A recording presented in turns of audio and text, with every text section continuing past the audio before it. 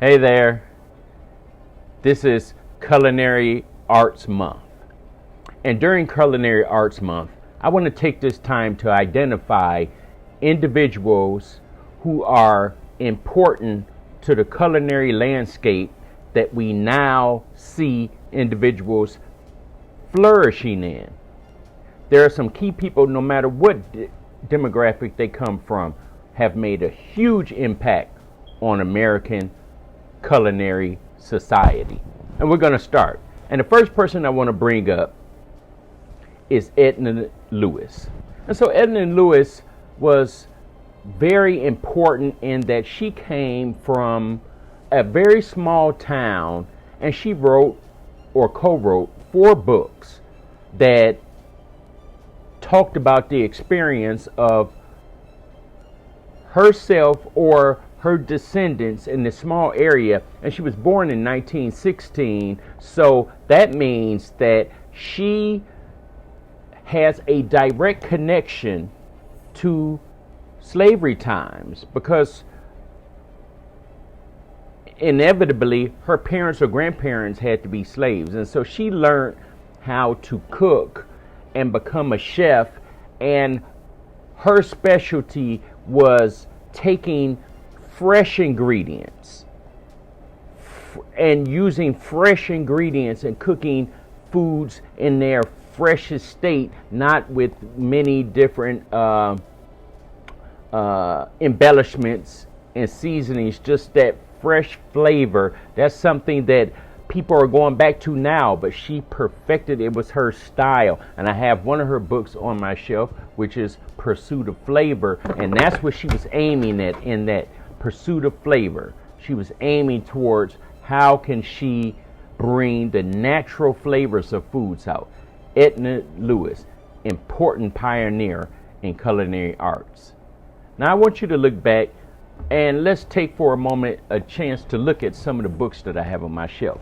We got Edna Lewis's In Pursuit of Flavor, other various cookbooks from various chefs and cooks over time. Like one book is called Building Houses Out of Chicken Legs.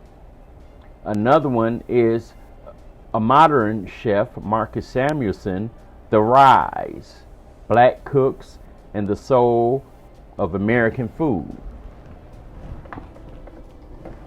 So you can see that there's many chefs who had an impact on cooking and on society, and I don't want to slight anybody. I'm just using my list of just 5 that I want to highlight during National Culinary Arts Month.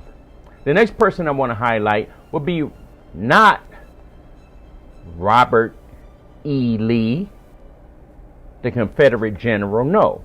Since Edna Lewis comes from a time, her descendants were direct descendants from slave time, this name Robert Lee is very significant. But let's forget about Robert E. Lee and let's talk about Robert W. Lee. Robert W. Lee was brought to the North by wealthy restaurant owners at a time when most executive chefs of those various hotels, they were mostly Europeans.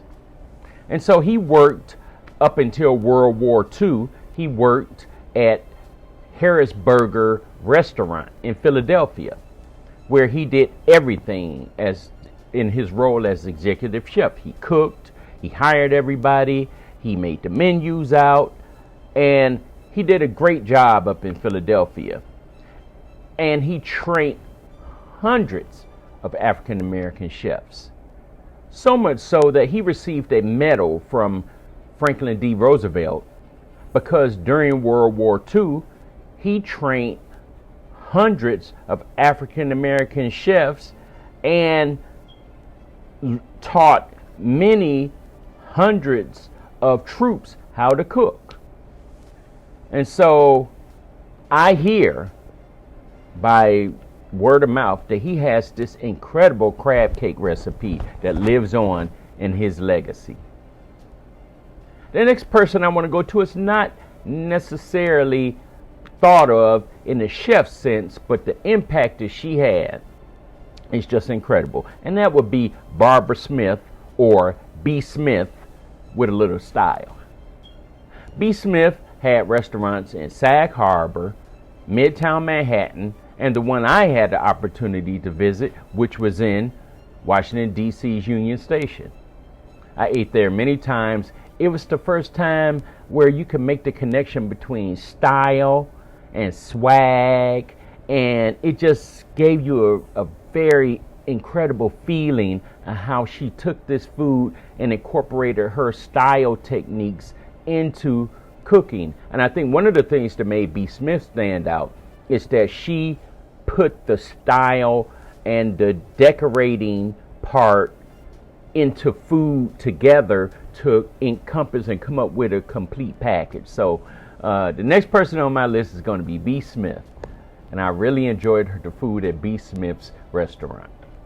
Next person, I'm going to go off target again, and I'm going to go with Toni Tipton Martin. I know Toni Tipton Martin because she was the food editor of not only the LA Times, but also my local newspaper, the Cleveland Plain Dealer. And so when I was researching my books that I'm writing, and look out for them because they're coming out, I would run into Toni Tipton Martin in various places, one of which was at the University of Michigan. The Longoni Center was Jan and Dan Longoni has this collection of all the cookbooks that probably ever been published. And I would go run into Toni at these lectures, and I was just fascinated at listening to her. And as she went and spoke, I discovered that later on, it was the makings of some of the books that she came out with. First of which, she talked about the National Culinary Institute standards for a chef. Many of those key identities were identified in African American female cooks. And so, even though they weren't called at the time executive chefs, let's call them executive chefs. And that's exactly what she did when she wrote the Jemima Code. And then she went on to write another wonderful book called Jubilee. It's a great, incredible writing, incredible person, nice person. I had a chance to meet her personally, sat down at tables and ate with her, spoke to her personally. Nice person, incredible, incredible mind in the culinary space. The next person I'm going to go to, and the last person I'm going to go to, but I think I'm going to throw a bonus in there. And I think I'm going to go with Rufus Estes. And what makes Rufus Estes very important is that he was a Pullman porter, and he cooked on the trains, on the Pullman porter cars. Well, guess what? Before Air Force One, there was presidents who traveled by what? By train. And so Rufus Estes had a chance to feed the president as the president traveled across the country. And that made him so distinct that he, in 1911, wrote his book, which was called Good Things to Eat by Rufus Estes. And so it's important because the Great Migration took place in 1916. So before the Great Migration, you had Rufus Estes taking culinary savvy and taking it from one area of the country as he moved across the country as this train car, first Pullman porter, but then chef. So that's how culinary information gets exchanged, when you leave your comfort zone and go into another manifestation. So for that, I'm putting Rufus Estes on my list. And the next person I'm going to add on this list is another person who was not a chef, but this person had a huge impact on the culinary world. And that's going to be my main man, George Washington Carver. George Washington Carver, we all know about what he did with the peanut. He did all these experiments at Tuskegee. He created all these different products and uses for the peanut. But another important, very important distinction that a lot of people don't know or don't recognize is that he took his craft and took it to the people, took it to the rural farmers out in the community by creating the Jessup wagon, where he put all his experimental research in the wagon, and he drive around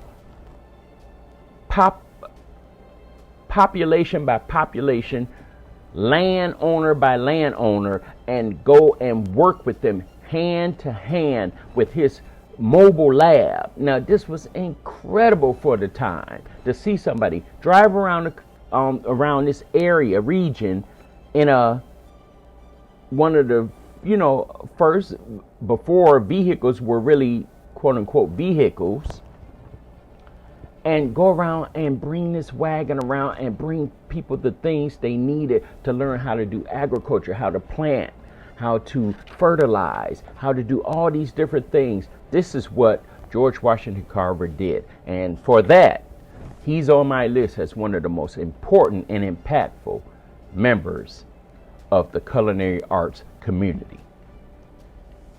Now, I'm finally done. And the final person on my list is going to be another person that you may or may not know of. This person had a significant role in the culinary arts and social justice community. And that person is going to be Miss Georgia Gilmore. Miss Georgia was known in her area for doing some good greasing. That's what they said. They said she was good for some good greasing because Georgia Gilmore was a great cook. And one person who recognized that more than anything was Dr. Martin Luther King.